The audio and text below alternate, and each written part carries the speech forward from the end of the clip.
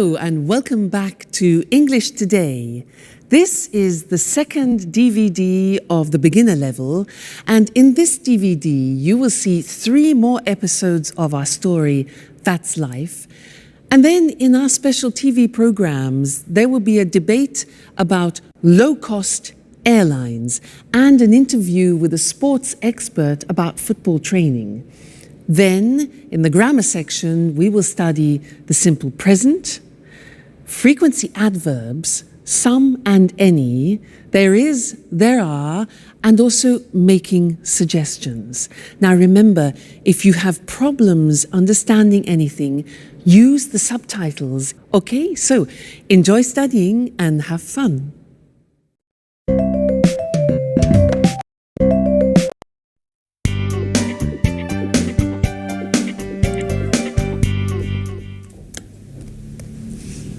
Hello, Anne. Oh, it's you, Peter. Look, this is it. Look at what? My office. Here, near my bed. Oh, I see. By the way, where are the office supplies? The computer supplies are in that cupboard over there. The folders, pencils, pens, etc. are here in this cupboard. And I also have 2 chairs. Oh, good. Are these for everyone? No, they are not. Don't touch anything, please. Okay, so you say you have all of the office supplies. No, not really. There isn't a fax machine. There aren't all the programs I need on my computer. And I guess you have an answering machine. Is it useful? I don't need an answering machine. I answer the telephone myself. Okay, you're right. This office is nice. And if you need a fax machine, I have one in my apartment. Oh, thank you. Wait a minute. Something is missing. Where's the coffee machine? All offices have a coffee machine. I'm afraid there isn't one here. There's a staff kitchen on the other side of the house. In the kitchen. We can have some coffee there. Good idea.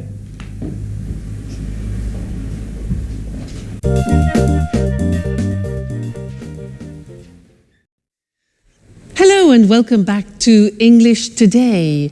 How are you? Now, in that last episode of That's Life, did you notice that Anne described her office? And the most important thing for Peter was what? The coffee machine. Strange. Now, I want to look at the language that Anne used. She used there is a and there are some. Let me explain that to you. Now, if you have a single object, for example, like a glass, then we say there is a glass on the table, or there is a hat on the table, or there is a computer on the table. Okay? Now that changes when we have more than one object. Like these pens, for example. We say there are some pens on the table. Okay? There are some pens on the table. And therefore, in this example here, books, there are some books on the table. There are some CDs on the table. So you see how it changes. Now, let's go and look at that on the screen. You can see it written. So we said, with singular objects, we say there is. The examples are, there's a computer in Anne's office. There isn't a fax machine. That's the negative. There isn't a fax machine. There's a table in the studio, and there isn't a coffee machine, which Peter can't believe. Now look at the plural form. We say there are some office supplies in the office, and there are some pens and pencils, okay? And we also use that for the exact number of plural objects. So, for example, there are 2 chairs in Anne's office, and there are 4 pictures, for example, in her studio. All right, so that's an introduction to there is and there are some. Now, in the next lesson, we're going to look at the difference between some and any, which is very important. So listen out for that in the next episode and then come back here and we'll work on it. All right, see you later. Bye. Do you want milk with your coffee? There's a bottle in the back of the fridge. I prefer it without milk, but with some sugar. Oh, I'm afraid there isn't any sugar. Well, that's okay. Black coffee is good too. Do you have any of those great cookies? Oh, yes.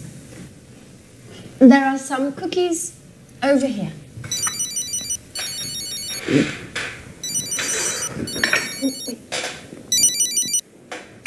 Peter speaking.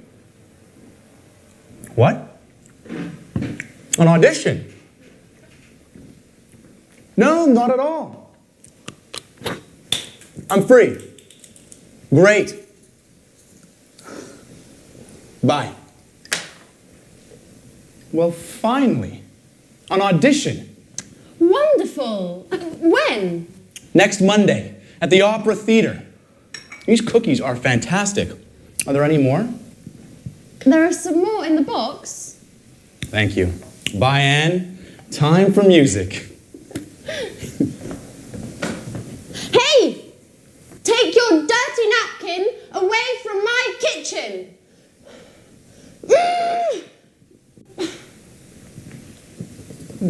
It's nice to have you as my new office neighbour.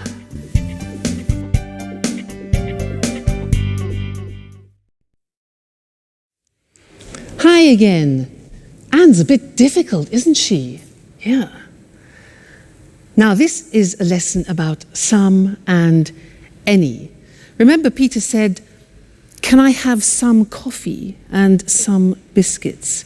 Well, I want to talk to you about that right now. Now, in order to understand some and any, we have to understand the difference between countable objects and uncountable objects. So, these things here are ingredients to make a wonderful English lemon cake. Let's divide them into countable objects and uncountable objects. Let's start with these. Now, these are lemons. Countable means you can count them. Uncountable means you can't count them. Can you count these? Yeah, 1, 2. So, these are countable, so there are some lemons. Now, what about these? These are nuts. Can you count these? Yeah, 1, 2, 3, etc. So they are also countable. So we say there are some nuts on the table. Now, what about this? This is marmalade. Now, can you count marmalade? Well, you can count the container, but not the marmalade inside. So this is uncountable, and we say in English, there is some marmalade. It's a singular verb. So we put it here, it's uncountable. Okay?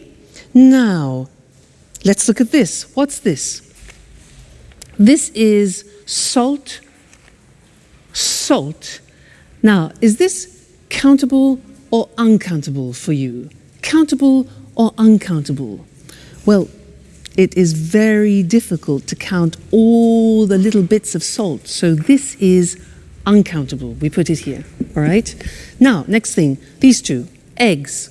Countable, uncountable, 1, 2, countable. There are some eggs. This here is spices. Spices. Now, these you can count. So we say there are some spices. What about this? Milk. You can count the bottle, but can you count the liquid? No. So all liquids are uncountable. countable, and we say there is some milk. There is some milk, so singular verb. Put that there. Now, what have we got here? Butter, butter. Can we count that? Well, we can count a packet, yes, but the butter inside?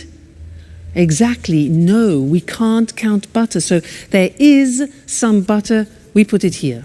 Good. Now, what else have we got? Flour. You know, flour we use to make pizza, to make cakes. Is that countable? Exactly, it's not countable. It's like salt, like sugar, like coffee. So we put this here, uncountable. And the last thing, this. What's this? Water. Is water countable? No, it's not. So water goes with the uncountable. There is some water. It's quite difficult, hey? Let's look at the screen to see that written, all right? And we will do a general summary. So we said countable objects in the plural. In the positive form, we say there are some lemons on the table. There are some CDs on the table. There are some eggs on the table. So that's countable. Now the negative is there aren't any. We use any. There aren't any cigarettes on the table. There aren't any biscuits. Important. Any for the negative. There aren't any magazines, for example. All right? Now, questions. Here again, we use the word any. We use any in the negative and any in the questions. So, are there any glasses on the table? Are there any books on the table? Are there any pens? All right, so some in the positive, any in the negative, and the question form. Good. Now, let's move on to uncountable objects. These ones here. The examples are, there is, singular verb, some sugar on the table. There is some flour on the table. There is some water on the table. Okay? Negative, again, we use any. We say there isn't any bread on the table. There isn't any wine, a liquid, on the table. There isn't any chocolate on the table, all right? Questions, again, with the singular verb and any. Is there any money on the table?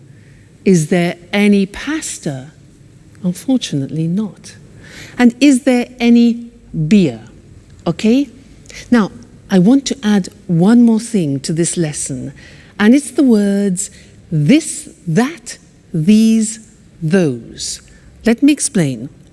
With one object, you say this CD when it's close to you, this CD. But when it's distant from you, far away, you say that CD, this, that. All right? We hear this very often. Let me take two, plural. Now we say these CDs. When they're far from you, we say those CDs. Okay? So these, those, one, this, that. Let's see that on the screen. So this book, plural, these books when they're close to you, and that chair, for example, and those chairs when they're distant from you. That's a big lesson, hey? There's a lot to remember. So we have some and any, countable and uncountable, this, that, these, those. Whew! You have a lot to do at home to study there. Anyway, no problem, because you're great students. So we'll meet again in the studio very soon for some more English. Take care. Bye for now.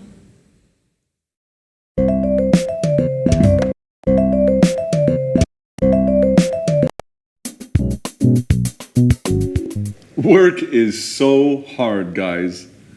I wake up at 6:30 every day, have breakfast, and take the train to work. Every day. I know. I get up at 7, but I have a friend at work who usually gets up at 6. Why? That's too early. It takes him an hour to drive to work. Wow, that's a long drive. Yes. But he lives in the country. I think he's lucky. Every weekend he can go for walks in the woods, not in traffic jams. I guess that's pretty nice. He lives in the countryside, but works in the city. A pretty nice combination.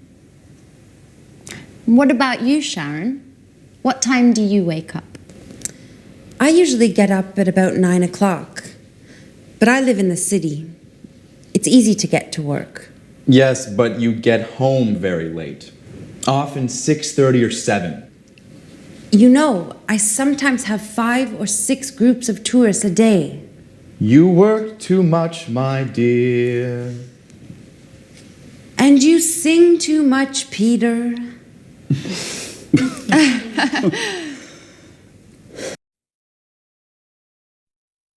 Hello again, and how are you? Now, from that last conversation, we learned that Sharon works too much and Peter sings too much. How about you? Do you work too much? What time do you get up in the morning? 6:45? 7 o'clock? 7:15? 7:30? Well, I'm going to describe my typical day, and I'm going to use the simple present to do that. All right? Well, first, I wake up at 6:45, but I don't get up. I listen to the radio and I listen to the news. Then after I slowly get up, that's difficult, and I take a shower. I take a shower. I get dressed, and then I go for a walk with Suki. Then we have breakfast together. She has dog biscuits, and I have toast, marmalade, and butter. Then I go to work on my scooter. Now, my boyfriend has a different day because he goes to work at 8 o'clock at night. Remember, he's a jazz musician. Now, did you notice I said he goes to work? That's because with the third person we add an S, goes. He goes to work at 8 o'clock and he comes home at 3 o'clock in the morning because he plays jazz concerts.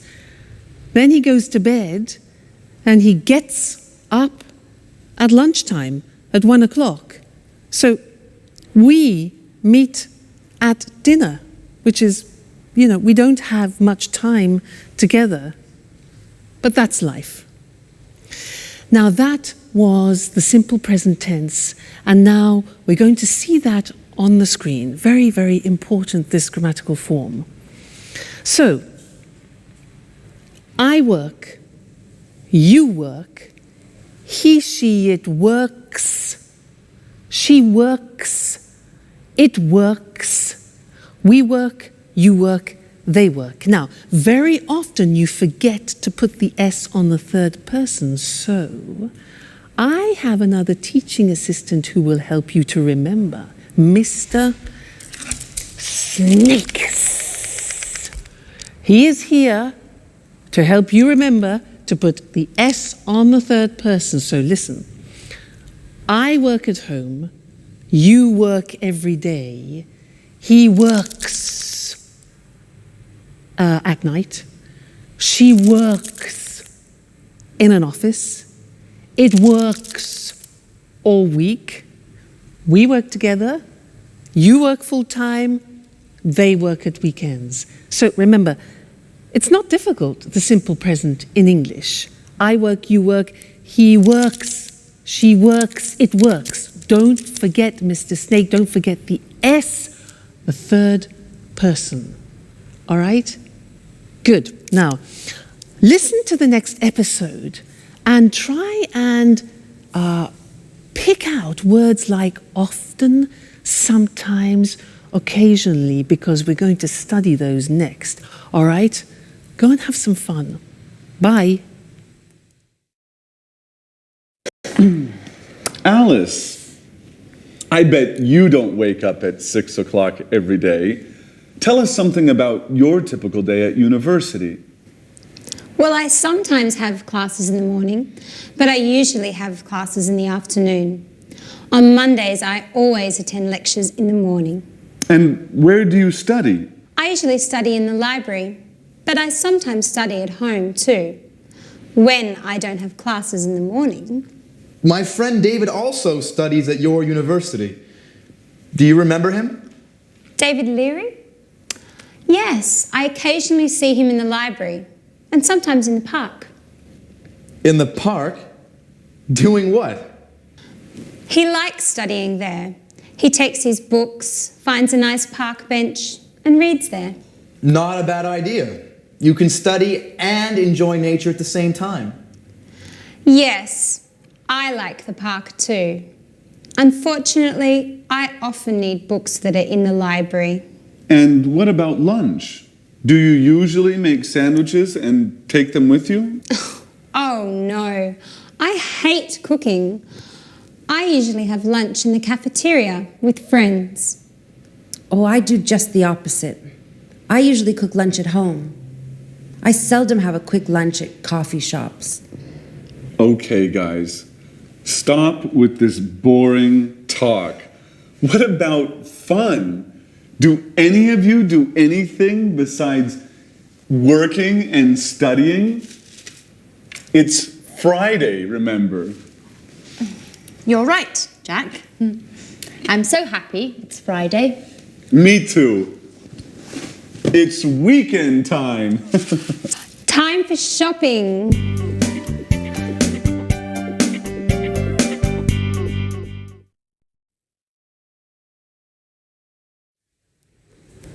Jack really knows how to provoke Anne, doesn't he? Did you notice those words? Sometimes, always, occasionally? Because we're going to study those now. And in English, they're called the frequency adverbs. And we usually use them with the simple present tense. And they describe how many times you do actions, frequency adverbs. Now, to help me introduce them, I have another teaching assistant. This is, ta-da, Mr. Dinosaur. Mr. Dinosaur is here to help you with the frequency adverbs. Dinosaur, D-I-N-O-S-A-U-R.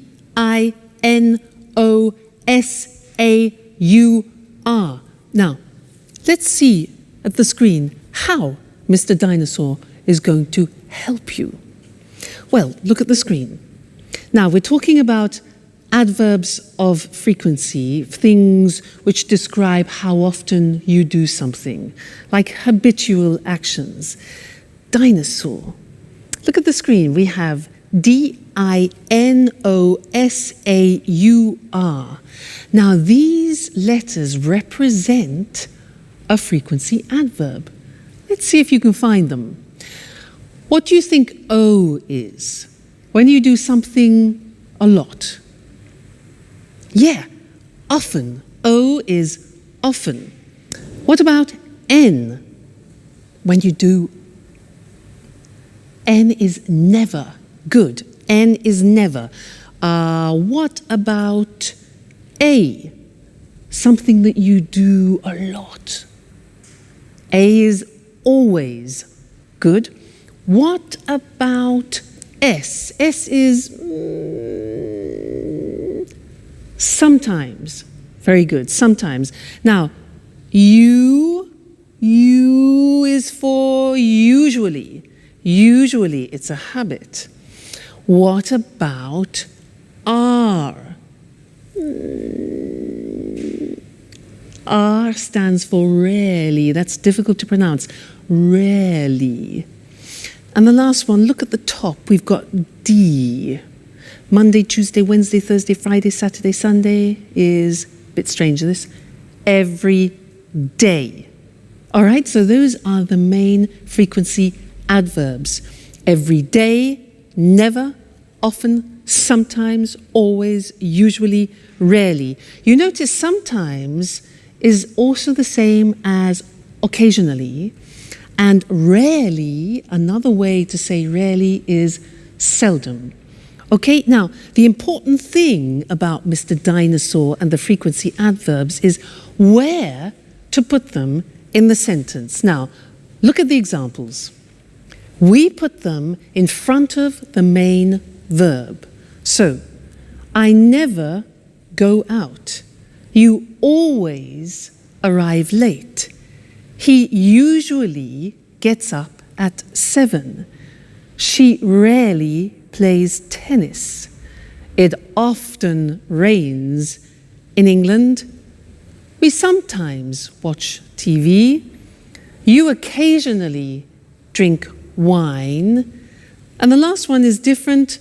Every day they drive to work. Usually every day we put at the beginning. But the others are always before the main verb and after the subject. Now, one problem. There is an exception to the rule, which is typical of the English language. And what is the exception? The exception is the verb to be. The verb to be is always an exception in English. Let's see how that works. Look at the example. He isn't often late.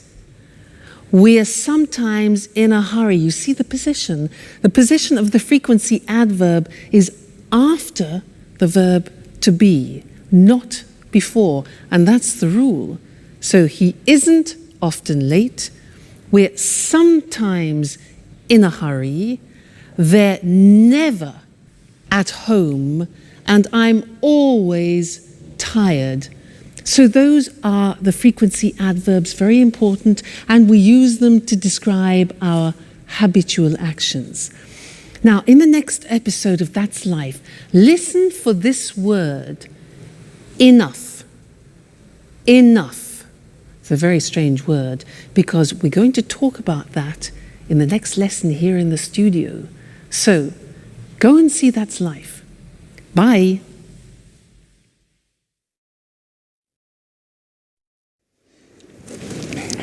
Yes, I always go shopping on Saturdays. The first thing I do on Saturday is drive to the supermarket. I sometimes go shopping on Saturdays, but usually I sleep late. I'm always so tired on Saturdays. I'm never tired on the weekend. The weekend is a time for fun. I paint, go jogging, go out with some friends. Unfortunately, I sometimes have to study. Oh, I sometimes do a little work at the weekend. When I'm free, I like going swimming, going to exhibitions, or to concerts, if I have enough money. Oh, and every Sunday, I clean up the entire flat. And in the evening, I watch TV. Oh, I never watch TV. It's boring. Peter and I like going to the cinema at the weekend. Yes, it's important not to watch too much TV. An hour a day or so, that's enough. Come on, guys. You talk like my grandfather. Work, TV, housework on the weekends. Life is more. I want you to take me to places where young people have fun. Great. Get ready, Grandpa.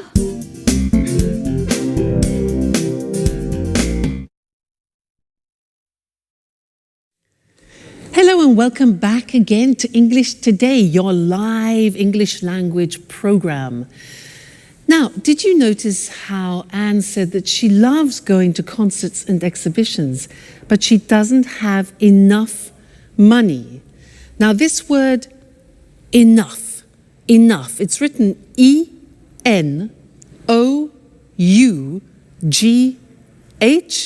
The pronunciation is enough. What does it mean? Let me show you. I have a ticket here for a concert, okay? This is 45 euro. 45 euro. Now, I have 40 euro here. 40 euro, 45 euro for the ticket. It isn't enough. It means it's less, it's not sufficient. It isn't enough. No ticket, no concert. So, happens. Like Anne, poor Anne, not enough money. Now, another example, you ask me, can I have a glass of water? And I say, sure. So, here you are. You say, what? Excuse me, it's not enough. Not enough, it's not sufficient. Oh, I say, okay, fine. So, glass of water, here we go.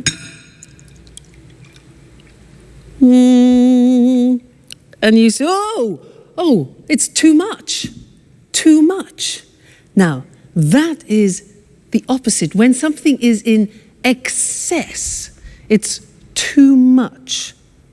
Let's go back to the ticket. For example, imagine that the theatre ticket has a discount. Now it only costs 30 euro. 30 euro. I've got 40 euro, which is too much. In excess, too much. But that's great. That's not a problem. That's great. I can go to the concert. Okay? So that's enough, too much. Now, one more word. It's a small word, and it's so. When do we use so? If I say to you, you are so intelligent, that describes an emphasis. You are so intelligent. You could also say, the glass is so full. Okay? So is to express an emphasis of something. So, we've studied enough, too much, and so. Let's look at those on the screen now to help you, okay? Enough, pronunciation, enough, when something isn't sufficient. There isn't enough water in the glass. There isn't enough money. Then we can also use it with an adjective. The glass isn't full enough. After an adjective, it isn't full enough. Let's move on to when we talk about something in excess. So, there's too much water in the glass. There's too much money. Great. There are too many coins. Now, many is because we use it with countable things. There are too many coins. We can use it with an adjective. For example, the ticket is too expensive. The glass is too full. All right? Then the last thing was so. When you want to emphasize something, the ticket is so expensive. The glass is so full, or you are so intelligent. Fantastic. So that's the end of this lesson. Remember, enough, too much or too many, and so.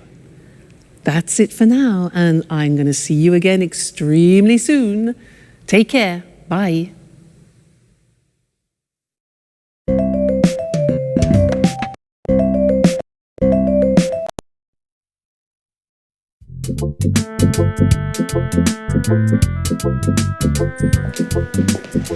May I ask you a question, Alice? Sure, ask any question you like. I'm an open book. Do you have a boyfriend?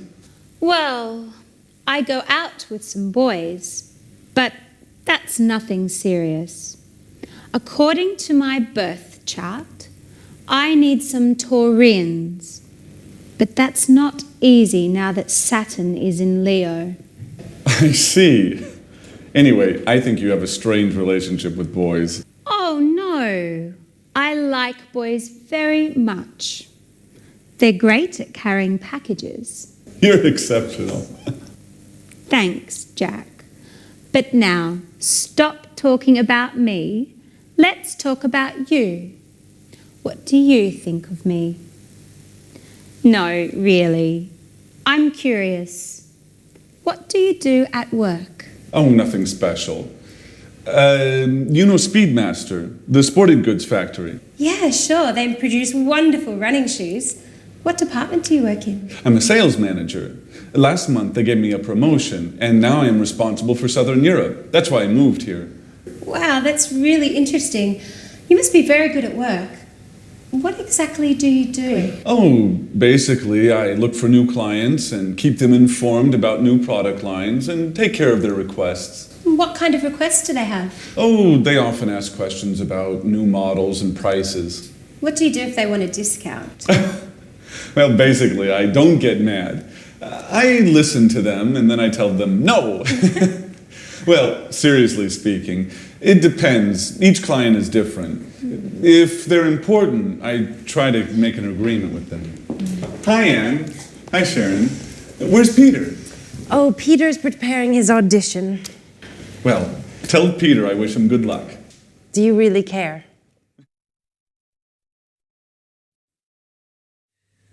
Hello and welcome back to English Today for some more live English. Now, Jack, does he really care for Sharon? I think he does. Let's ask Mr. Monkey. Mr. Monkey, does Jack really care for Sharon? Mr. Monkey.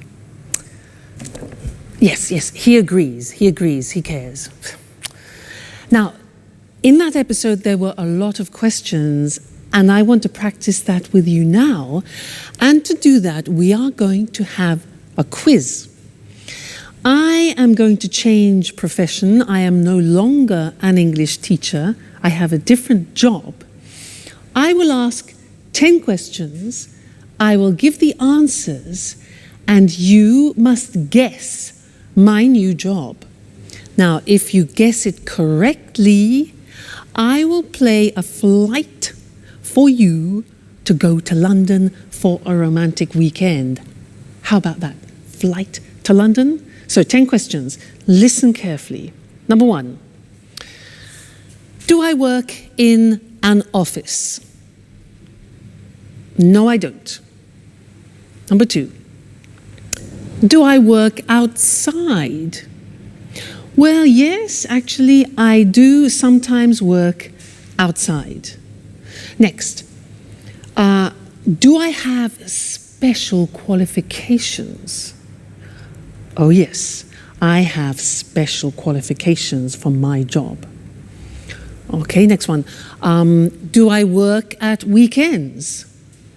Yes, I do, actually. Most weekends I work. So, I don't work in an office. I work outside sometimes. I have special qualifications, and I work at weekends. Okay, next one. Do you travel a lot? Oh yes, I travel everywhere. I travel to America, to the Far East, around Europe, a lot. Do you earn a lot of money? Oh yes, I earn a lot of money. Next question. Do you use your hands when you work? Yes, I do. I use my hands and I also use my feet. Very important. Next one. Do you work with other people? Yes, that's very important. I work with other people. All right, next one. Do you use music in your job? Music? Yes, now music is very important for me, music. And the last question, do you wear special clothes? Well, yes. For my job, I have special clothes. I have special shoes, particular shoes, and I do my hair in a special way. So I use my hands and my feet. I work with other people. I use music. I earn a lot of money. I wear special clothes. And I travel a lot. So what's my job? No. Nope. Nope.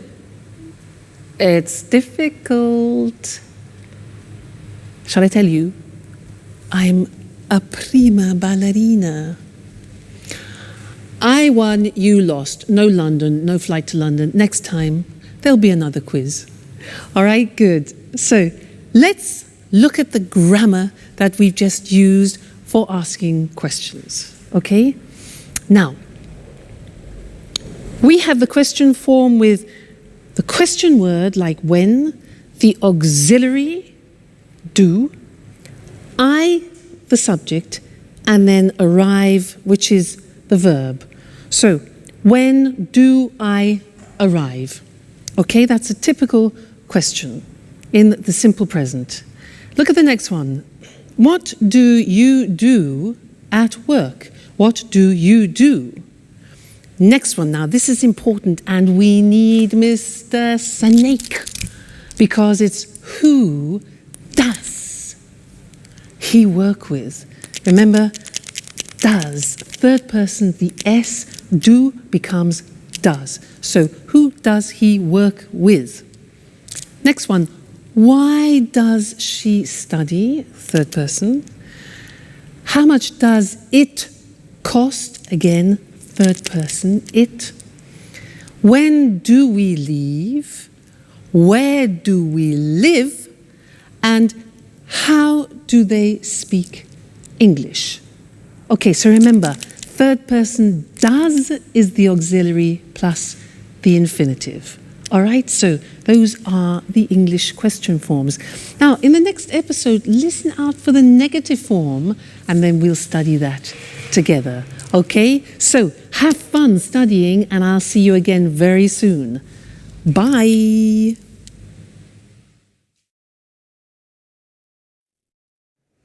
Oh, girls, we're talking about jobs. Tell me about your job, Sharon. What do you do at the moment? That's an interesting question. Really? Why do you say that? Well, you know I have a degree in archaeology, but now I'm doing something quite different. Do you have a part-time job? No, unfortunately, it's a full-time job. I work for a travel agency. Oh, what do you do? I give tours around the city. I bring tourists to monuments and museums and other interesting places. Oh, that's nice.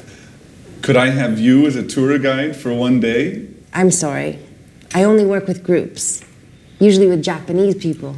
Oh, well, I'm a black belt in karate. Very funny, but it's not enough. It's too bad. Anne, stop cleaning for a moment. Sit down and tell me about your job. Okay. I work in a publishing company. Oh, so you work with famous writers?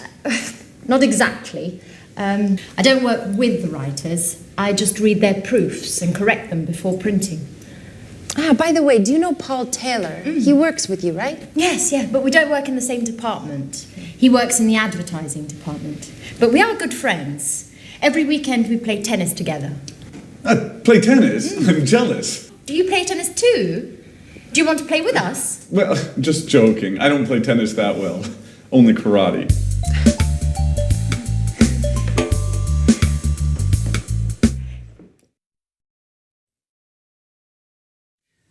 Jack, I don't play tennis very well. I only do karate. He doesn't play tennis very well. It's easy. Men. Now, anyway, it was a good example of the negative of the simple present tense. I don't play tennis very well. Now, I'm going to tell you my typical day again, but in the negative, and listen to the grammatical form, okay? I don't wake up at 6:45. I don't get up after. I don't listen to the radio. Now, don't is do not abbreviated, okay? I don't take a shower. I don't have breakfast with Suki. And I don't have Tok biscuits. Now think of my boyfriend. Let's go into the third person. My boyfriend doesn't go to work at 8 o'clock at night. He doesn't play the saxophone. He plays the double bass. Now, doesn't is does not contracted. Doesn't, okay? Plus the infinitive. So he doesn't play, let's say, at 1 o'clock in the morning. He doesn't come home at 7 o'clock in the evening. So you see, these are examples of the negative form. And now we need to go and look at the screen because we need to see how that works in comparison to the positive form. All right? Great. Now, look at the examples. I don't teach on Sundays. Do not becomes don't. I don't teach on Sundays. You don't know my parents. Jack does not. Jack doesn't play tennis well. Alice doesn't have a boyfriend. The house doesn't belong to Anne. Third person, doesn't. We don't work part-time. You don't know Anne's aunt. And Alice and Sharon don't live together. All right, so now we have studied the positive form, the question form, and the negative form of the present tense. So a whole world opens up for you, okay? Well, you just keep studying and we'll meet again here for another live show very soon. All right, take care. Bye.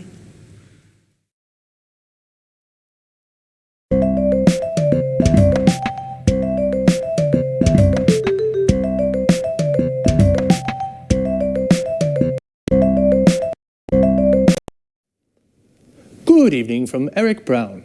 Welcome to another edition of Let's Talk. With me here in the studio are Marie and Tom. Hello, Marie. Hello, Tom. Hello, Eric. Well, today, let's talk. Let's talk about what, Marie?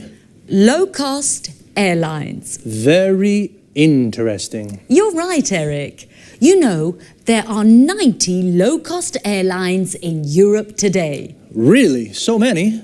Yes, that's right. 90. Lots of people fly with low-cost airlines. Of course. It's very cheap to fly with these airlines. It's not always cheap, Marie. It's cheap to fly midweek on Tuesday, Wednesday or Thursday, but it's not cheap to fly at weekends on Saturday or Sunday. But are the planes safe? Yes, the planes are usually new, so they are safe. That's good. It's important to fly in safe planes. And what about the tickets? Is it easy to find them? Yes, it's very easy. I usually buy my tickets online with my credit card.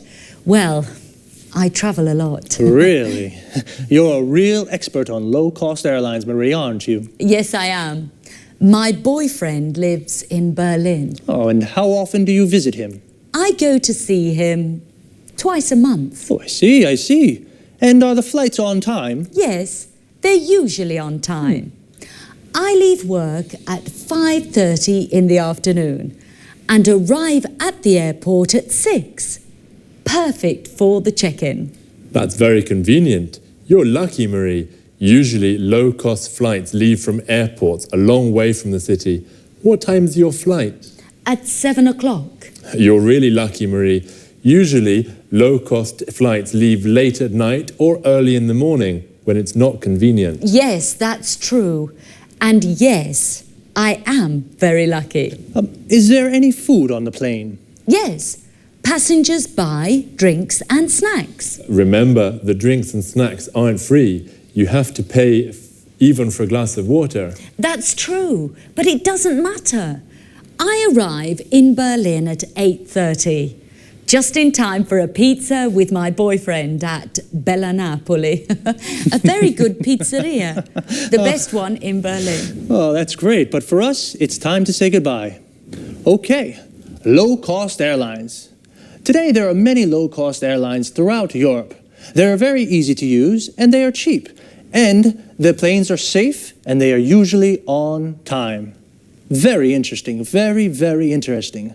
Thank you, Marie. Thank you. And thank you, Tom. Thank you. And goodbye. And see you again soon on another edition of Let's Talk. Well, low-cost airlines really make traveling easy. For many people, flying is very simple, like taking a bus. Now let's take a look at some very useful vocabulary and expressions you just heard. The check-in is the place where you show your passport and leave your luggage. In English, it is also a verb. We say, I check in at 7, or where's the check-in for Berlin? When we talk about cheap prices, we mean it doesn't cost very much, and expensive means it costs a lot. My ticket to Berlin is 600 euros. It's expensive. Your ticket is 100 euros. It's cheap. Her ticket is 30 euros. That's very cheap. To say what airline we use, we say fly with, followed by the name of the airline. I fly with Air Liverpool, or the type of airline. I fly with low-cost airlines.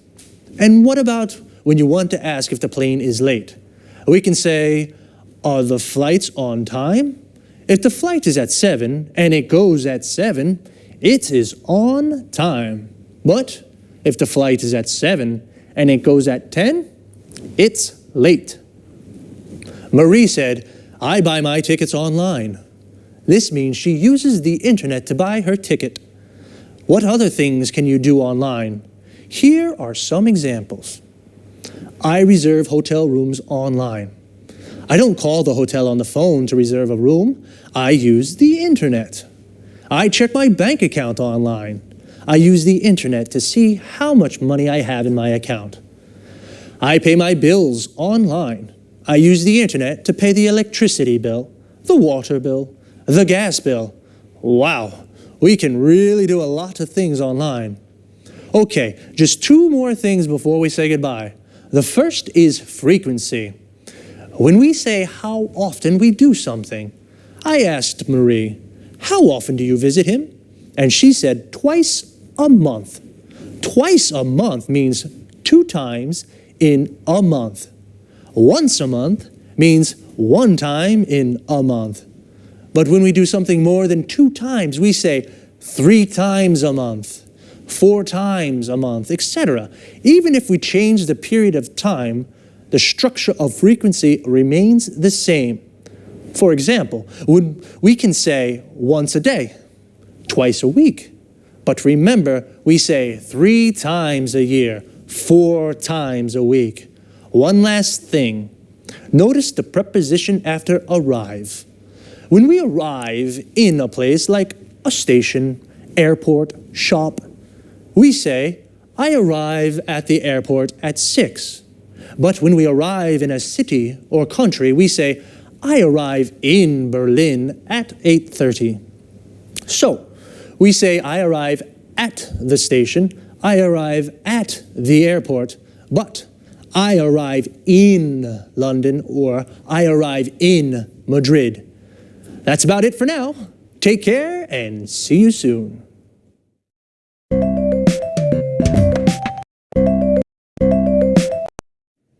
Good afternoon to everyone. Welcome to Sports Special, the program dedicated to all sports and all sports fans. I'm Eric Brown. In the studio with me is John Forbes, our sports expert. Well, John, what are you talking about this afternoon? Football. Great, my favorite sport.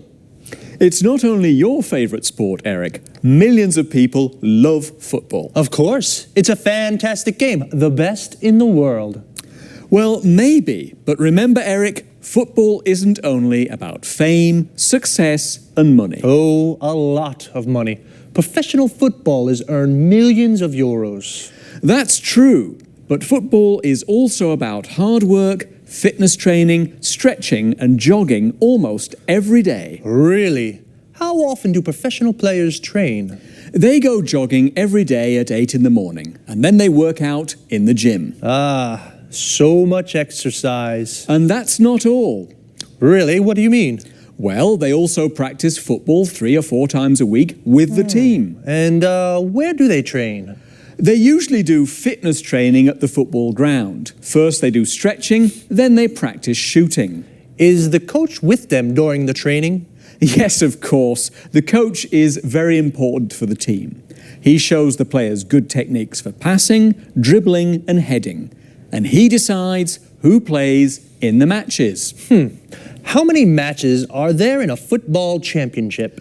30, more or less. You know, football championships take place in the winter, usually from September until June. And when do they play matches? At weekends, but the big clubs also play during the week for the European Cups.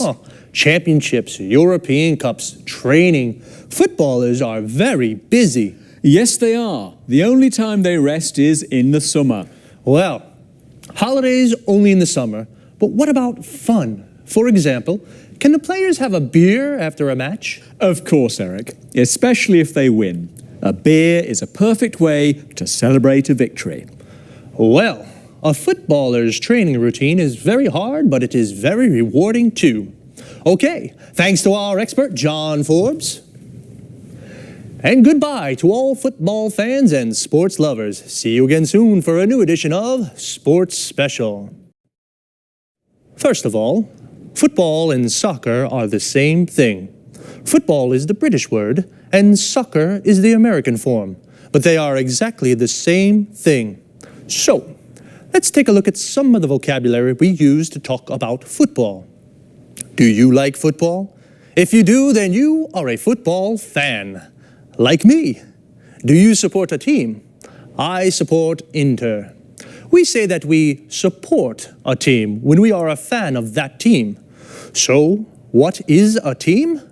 It's the group of players that play together. For example, Manchester United is a football team. A person who plays football as a job is called a professional footballer or a professional football player. Footballer and football player are the same thing. A football player is a footballer. And every team has a coach. A coach is the person who prepares the team. He teaches techniques and how to play well.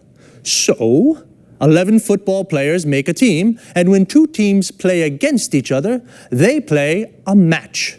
But as John told us, footballers don't only play matches, they do a lot of training. Training is all the exercises they do to prepare for matches. We can say, footballers do training, or footballers train. Training is the noun, and train is the verb. And what do they do when they train? John said a few. They work out in the gym. They do stretching. They go jogging.